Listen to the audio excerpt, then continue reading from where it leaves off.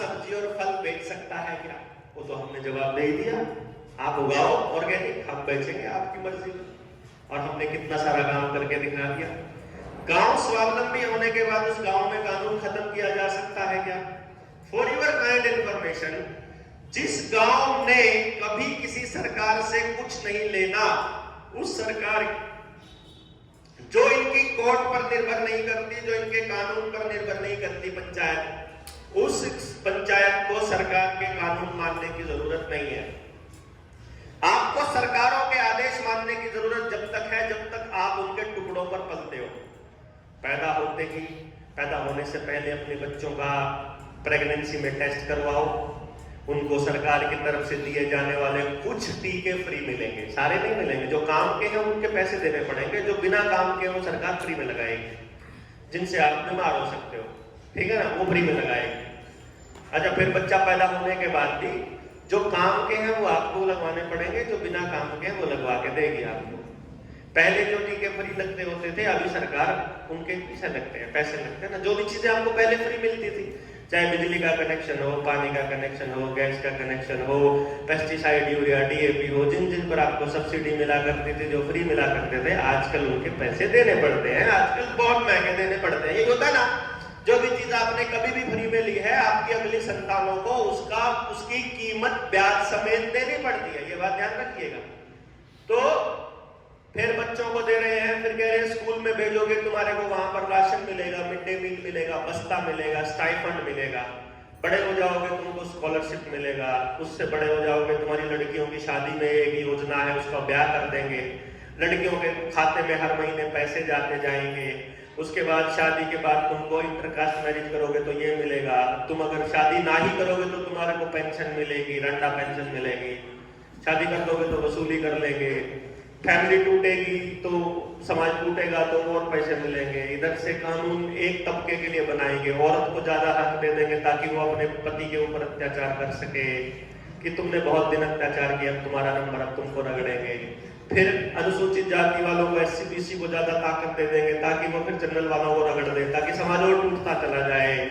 फिर कुछ लोगों को फिर कुछ सब्सिडी दे देंगे, फिर आपके विधवा पेंशन दे देंगे, फिर आपको बुढ़ापा पेंशन दे देंगे, फिर आपको और कोई पेंशन दे देंगे। इस तरह से उन्होंने पैदा होने से लेके मरने तक वाले आदमी को किसी न किसी लालच में, किसी न किसी जाल में फंसा रखा है ना। अब आप उससे निकलना चाहते हो तो आजादी अगर चाहिए तो आपको ये सारा त्यागना पड़ेगा। लालच और डर, ये दो ही चीज है जो शैतान का हथियार होते हैं, और यही चीज है जो इन्हीं से मुक्ति है, जो परमात्मा के नजदीक लेकर जाती है। अगर आप किसी से कोई चीज फ्री में नहीं चाहते हो, यही है आपकी मुक्ति का एकमात्र रास्ता, कि आप जो भी किसी से चाहते हो उसकी कीमत दीजिए, आप उसको अदा कीजिए, उसके बराबर में कुछ ना कुछ कीजिए। हमारे गांव के अंदर, हमारे गांव का ये कल्चर था कि किसी से हम कुछ नहीं लाते थे। खेत में गए, खेत में से किसी ने गन्ने बोला कि तुम्हारे खेत में गन्ने हैं, हमें चूसने हैं, बोले जितने मर्जी ले लो, कोई दिक्कत नहीं है। गांव किसान को कोई दिक्कत नहीं होती, आप जितना मर्जी हो उससे ले सकते हो। फिर आगे थोड़े जाओगे, लेकिन कभी भी ऐसा नहीं होता है कि सिर्फ किसान देता, आप देंगे, लेगा नहीं वो आपसे। फिर भी हम लोग आपस में एक दूसरे के साथ ऐसा व्यवहार रखते थे कि वो हमें कुछ दे रहा है, हम उनको कुछ दे रहे हैं, जो हमारे यहाँ हो जाए उनको दे दो, जो उनके यहाँ हो जाए अबंडेंस में वो मिल जाए। तो ऐसे लेन देन चलता रहता था। फ्री हमने कभी उम्मीद नहीं की कि हमको चीजें फ्री मिल जाए।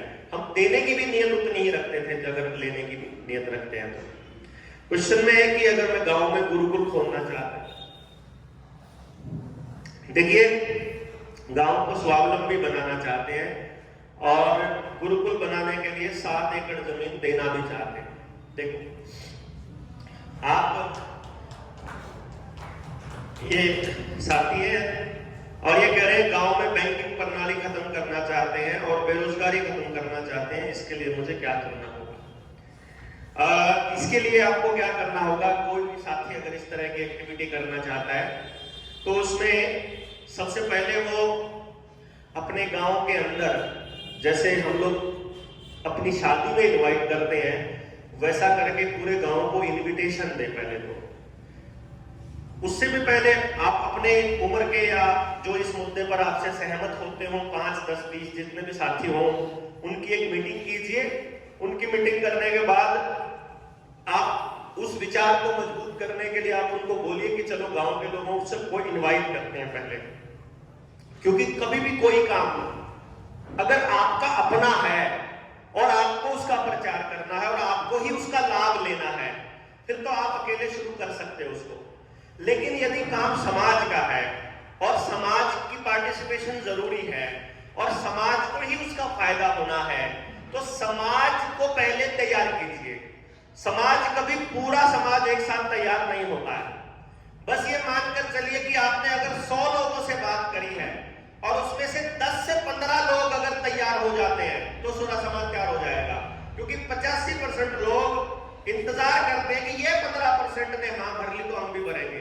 जैसे पहले तमाशा दिखाने वाला बंदर वाला नहीं आता था, तो बंदर का तमाशा देखते देखते वो फिर बाद में गेहूं या आटा लेता होता था ना, तो वो एक आधा आदमी था, वो वेट करता रहता था कि रविंदर देखूंगा कितने बड़े कटोरे में लेके आएगा, उसके हिसाब से मैं ले गया हूँ, है ना।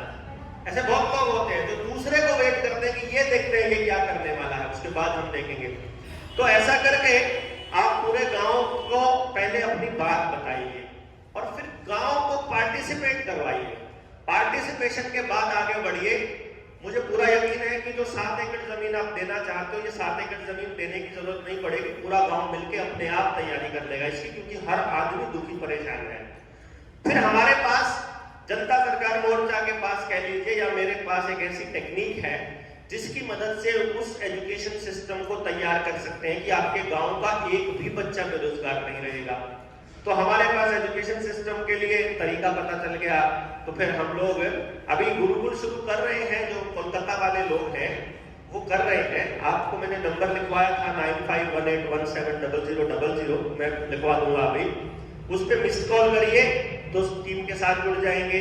आप उस पर मैसेज करके एजुकेशन की ट्रेनिंग मांग लीजिए, अपना नाम पता अपने गांव का भेज करके। तो वो ट्रेनिंग जब हो जाएगी तो आपके गांव में ट्रेनिंग के लिए, अपने गांव के लोगों को समझाने के लिए हम लोग भी आ जाएंगे। स्वावलंबी बनाने के लिए बड़ा आसान सा रास्ता है कि आपके गांव में कपड़ा अपना खुद का बनाया जा सकता है। कपड़े के लिए यहाँ तक कि आपका कपास भी वहीं पे हो जाएगी, नहीं होगी तो जिस गांव में होगी वहां हम कुछ दे देंगे। जैसे जहां चने होते हैं, चने हैं क्या राजस्थान में किसी के पास यहाँ पे, या मालूम हो कि यहाँ चने हमको मिल जाएंगे, चने बाजरा ये सब मिल जाता है ना, तो बड़े आराम से हो जाता है अरेंजमेंट कि यहाँ इनके पास कोई चीज नहीं है वो उधर से आ जाएगी। जैसे पटसन यहाँ राजस्थान में नहीं होगा या उसका अरेंजमेंट नहीं होगा तो वो वहां से आ जाएगा जिधर से रेशे की फसलें होती हैं। तो जो जहां से आ जाएगा हम लोग सामान अपना लेन देन कर लेंगे और सारी जरूरतें वहीं से वहीं के वहीं पूरी कर लेंगे। किसी चीज की हमको बाहर जाने की जरूरत नहीं है। टेक्नोलॉजी ऐसी आ गई है, हम बिजली भी बिना खर्चे के बना सकते हैं, गैस भी बिना खर्चे के बना सकते हैं। हम चीजों को पकाने का काम अपने गांव में ही, आयुर्वेदिक दवाइयों का काम, अपनी जड़ी बूटियों का काम, और जंगल इसमें बहुत बड़ी भूमिका अदा करने वाला है। इसीलिए हम जनता सरकार मोर्चा के साथ ही कहते हैं जल जंगल जमीन और जानवर की लड़ाई है। साथ में हम ये भी बताते हैं कि शिक्षा, स्वास्थ्य, न्याय और राजनीति को पूंजीवाद से बाहर कर दो, आपका गांव अपने आप स्वावलंबी बन जाएगा। अगर इस दिशा में काम करने के लिए अगर हम काम करते हैं और गांव को तैयार करते हैं तो जो जो समस्याएं आती जाएंगी उन्हीं समस्याओं के समाधान पे काम करते जाओगे, आपको मालूम पड़ता जाएगा कि अब हमें अगला स्टेप पर क्या क्या करना है। ये इंपॉर्टेंट पॉइंट्स हैं जो आपको ध्यान में रखने हैं। इसके लिए जितनी जरूरत एक दूसरे साथियों की पड़ेगी, हम सारे साथी एक दूसरे को मदद करने के लिए तैयार ऑलरेडी हैं ही। तो आप सबके सवाल खत्म हुए। जय हिंद, जय भारत।